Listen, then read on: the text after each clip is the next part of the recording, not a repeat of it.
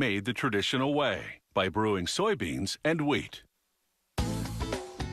At this small soy sauce company, they use the centuries-old slow fermentation method and just 5 ingredients: soybeans, water, wheat, sea salt, and yeast.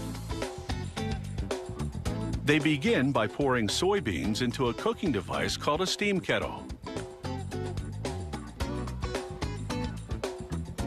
After thoroughly rinsing the soybeans twice, they fill the kettle with water. Then close the lid and boil the beans for 4 hours. Meanwhile, they pan roast wheat in a skillet for about 25 minutes. Then they put the roasted wheat through a mill. The mill's steel rollers crack each grain into several pieces. This will enable the yeast to better penetrate the wheat during the fermentation process. When the soybeans are ready, they take them out of the kettle and spread them out in large trays to cool.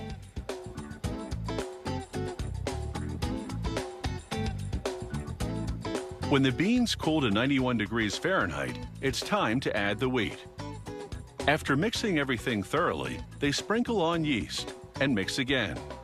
The ingredient proportions are key and therefore a company secret.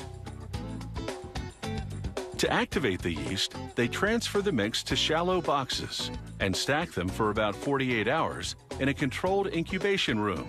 This process generates heat which rises, so they have to gradually move boxes to lower racks to prevent overheating, which would kill the yeast.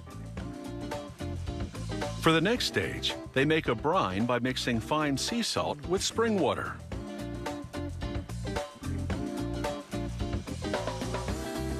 To give its soy sauce a distinctive taste, this company repurposes bourbon barrels from local distilleries to use as fermentation vessels.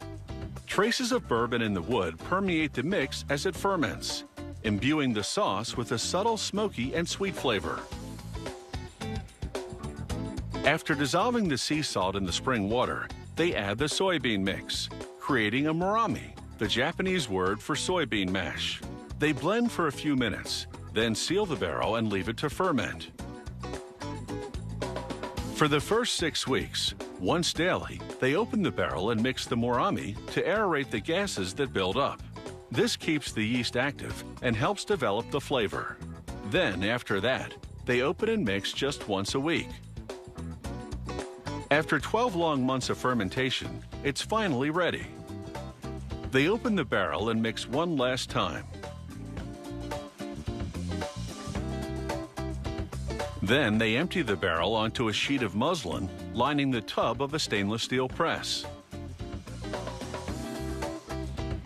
They fold over the sheet to enclose the murami.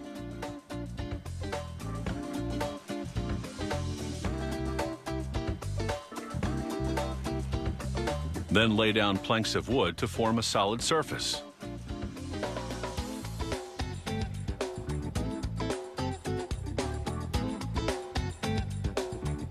The press applies 6 tons of pressure, forcing the planks downward against the murami.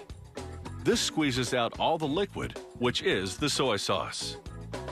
It exits through a hose at the base of the tub and moves on to be filtered and heat pasteurized. The pressed murami gets a new life as high-protein animal feed.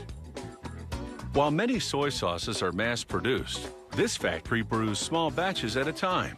A batch yields about 600 bottles, each of which workers here fill manually.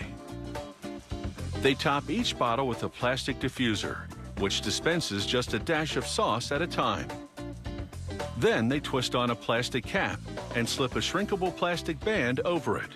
Using a heat gun, they seal the band tightly around the cap